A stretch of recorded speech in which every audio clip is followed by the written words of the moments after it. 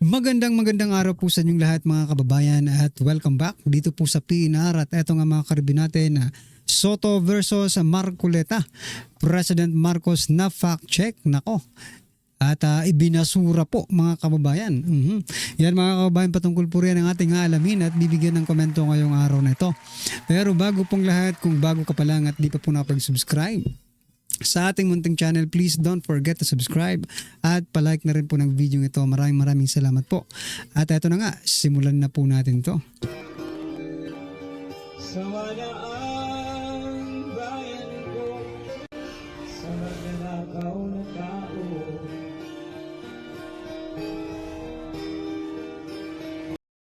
So yan mga kababayan, ito pasadahan po natin ang video ito na kung saan Senator Marcoleta gustong ibasura ang impeachment. Ito mga kababayan, pakinggan po natin to at bigyan natin ng reaksyon. Ito na po. Supreme Court has already spoken. The last arbiter of law. It says the complaint is unconstitutional. It's void ab initio. It's violative of due process. The Senate never acquired jurisdiction over this. It is immediately executory. On that note, Mr. President, I respectfully move that the impeachment complaint be dismissed. I so move, Mr. President. Supreme Court has already spoken. So yan mga kababayan, Senator Marcoleta gustong ibasura ang impeachment sapagkat nagsalita na at nagdesisyon na po ang Korte Suprema.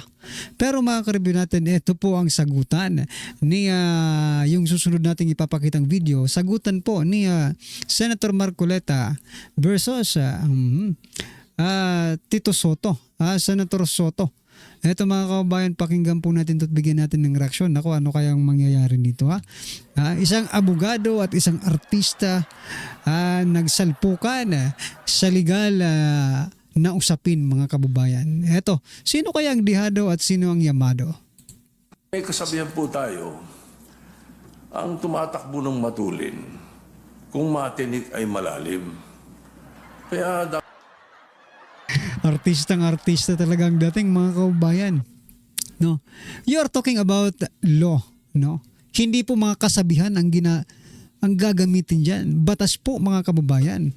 Ano naman pakialam ng kasabihang yan? Well anyway, tingnan po natin yung connection, di ba? dapat siguro pag-isipan muna natin kung tama ba na bago magdesisyon ang Supreme Court, basta ibasura na natin ang kaso na ito. Unang-una po, Mr. President, gusto kong malaman, yung po bang mga kasong sinabi nyo, unanimous decisions po ba lahat? I am not sure about that. But one thing I can say is that if there is a mistake, a unanimous decision could become a unanimous mistake. Paano magkakamali? Di ba? Unanimous nga eh. Di ba mga kaubayan? Pumabor ang lahat sa iisang desisyon. Matatalino yan ha. Sabi nga napakahirap po maging Supreme Court Justice. Napakarami mong pagdadaan ng pag-aaral. Di ba? Tapos, 13 po sila. But this Senator Tito Soto, mga kaubayan, is insisting. Ini-insist niya na there is a mistake. Kung anyway, ito, pakinggan muna natin ang artistang ito. Wala pa pong nangyari gano'n, Mr. President. At saka po tayo pag nananakbo, ako po ay nakasapatos at saka sa kalsada kaya hindi po ako matitinik. Well, Mr. President, there's always a first time.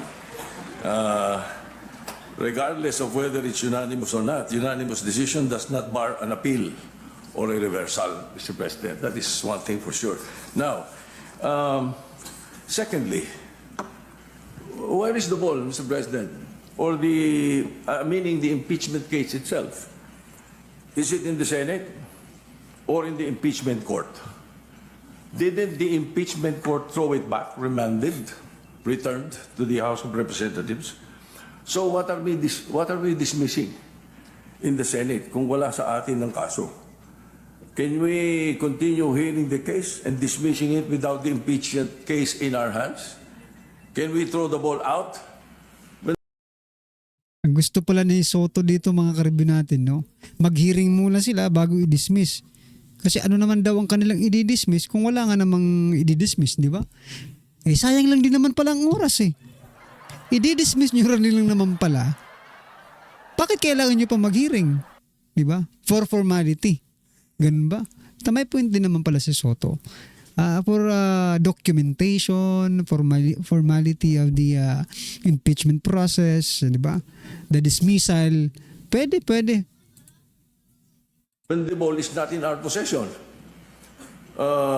Siguro naman dapat ngay magkaroon tayo ng tinatawag nating sense of proper sequencing of moves. Nasaan po ba yung impeachment case? Mr. President, kanina po sa aking clarificatory statement, ang sabi ko nga po, yung ginawa pong initial proceedings noong 19th Congress Senate, yun po ay nangyari sa panahon po ng 19th Congress at lahat po yun ay naisantabi lahat sapagkat natapos nga po ang termino ng 19th Congress on June 30, 2024. Kaya po natin sinasabi, Mr. President, na dinidismiss na po natin ngayon sapagkat tayo po ang nasa lugar na sinasabihan ng Korte Suprema nung sabihin niyang ito ay immediately executory. Sino pong mag-i-execute nun? Hindi naman po i-execute yun ng House of Representatives. Maliwanag naman po na tayo lamang ang tinakdaan ng kataas-tahasang hukuman na gumawa ng paraan para isang tabi na po ang usaping ito sapagkat napagtibay nga nila na ito'y unconstitutional, void ab initio, at wala na po tayong jurisdiction para dito. Sagot. Thank you, Mr. President. Your Honor, thank you. But as I said earlier, not because it is immediate and executory does not mean it's not appealable. So yan mga kabayan, so kahit ano pang sabihin, ito pong nakikita natin dito malamang ganito rin po ang iniisip nyo. Kahit pong anong sabihin ni Senator Marcoleta dito or nung sino man na magdi-dismiss nitong impeachment trial na ito, ay hindi po makikinig itong si Senator Tito Soto, Kiko Pangilinan, Risa Hontiveros at si Bam Aquino. Bakit po? Kasi mga bingi na po ang mga ito mga kabayan, hindi na po ito nakakarinig. Iisa lang po ang direksyon ng kanilang gustong ibig sabihin. It's to continue the impeachment trial. So kahit ano pa dito ang sabihin nila, kaso wala ang problema mga kabayan, paano sila magtatagumpay sa kanilang plano kung apat lang po sila na gustong i-continue yan at mas nakakalamang, mas majority po ang ayaw nang ipagpatuloy yan. Diba? Ano po ang inyong masasabi dyan sa naging sagutan po ng isang artista at ng isang abogadong senador? Dito naman po sa susunod natin ipapakita mga kababayan, President Bongbong Marcos Jr. na fact check. Ito po ang balita mga kababayan. Okay? Fact or fake? Mga pasyente na wala nang babayaran sa lahat ng mga ospital. Nako, eto mga karibyo natin kasi pangako po ito ni President Bongbong Marcos Jr. Eto, fact or fake po ito? Ospital, totoo ba yan? O kasinungalingan? Alamin natin sa fact or fake. Kalusugan ang kayamanan, pero paano kung magkasakit ka? Isa sa pinakamalaking suliranin ng mga Pilipino ay ang gastusin sa pagpapagamot. Correct. Emergency lang, ubos agad ang ipon o mapipilitang mangutang. Kaya kung totoong libre na ang pagpapagamot sa lahat ng ospital, siguradong ginhawa ito sa bawat pamilya. Pero totoo nga ba ito? Zero bill na raw sa mga ospital? Alamin kung Parang hindi rin sila makapaniwala no? Yung mga mainstream media parang hindi rin makapaniwala sa ibinabalita niya sa zona ng Pangulo. Kaya ito, fina-fact check po nila kung talagang wala nang babayaran sa ospital. Kapag wala na pong babayaran ng ospital at sa ospital mga kabayan, libre na pong magkasakit. Di ba? ito'y fact or fake. Alamin mo na kung tama o mali. Kung totoo o hindi.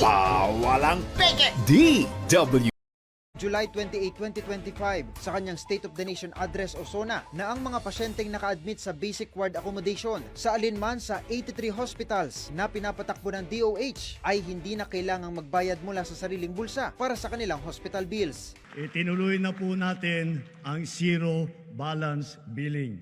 Libre po.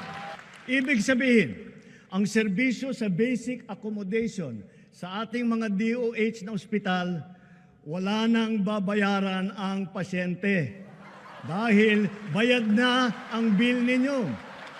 Uulitin ko. May bayad na daw, mga wala kababayan. nang kailangan bayaran ng Oo, pasyente wala basta nang sa DOH kailangan ospital bayaran pa. dahil bayad na po ang bill ninyo. Ayon naman kay Health Secretary Ted Herbosa, dati nang ipinatutupad ang zero bill policy sa mga DOH hospital para sa mga indigent at 4-piece beneficiaries. Sa utos Eh, dati naman palang mayroong ganyan eh. Bakit pa? Akala ko naman na bagong programa ng gobyerno. Eh, dati pa naman pala. Yan, palaman pala. Palaman pa? No, hindi palaman. Dati pa naman pala. Meron ng ganyang programa. Bakit ipinagmamalaki pa ngayon ni President Bongbong Marcos Jr. sa kanyang SONA? Di ba? ni Pangulong Ferdinand Marcos Jr., pinalawak ang zero billing policy. Ngayon, wala nang babayaran ang mga pasyente sa mga DOH hospitals. Paliwanag naman ni Health Secretary Ted Herbosa, sakop lang nito ang DOH hospitals. May bayad pa rin sa mga private hospital. Bayad na bill mo dati nang ginagawa, pero sa pinakamahihirap, kailangan indigent ka o 4-piece ka, pag na-hospital ka, no balance billing. Dito sa utos ng Pangulo, dinagdagan ang budget namin, yung tinatawag na MOOE, Maintenance and Operating Expense of the 83 hospitals of DOH, para pag ikaw ay na-admit sa basic accommodation, ito po yung ward. Pero yung ward po namin, air condition na po.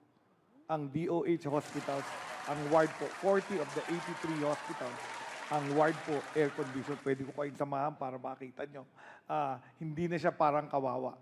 At wala ka nang babayaran. Makikita doon, PhilHealth will pay for the hospitalization, yung case rate, yung MOE, yung tinatawag naming quantified free service galing sa aming pondo, yung doktor bayad na kasi may sweldo po yan. So ang pag ikaw ay nagpa-admit sa basic accommodation, Natural, yung doktor bayad po yan kasi government na yan eh. Di ba? Alangan namang, nako po. Dati, eto fact or fake.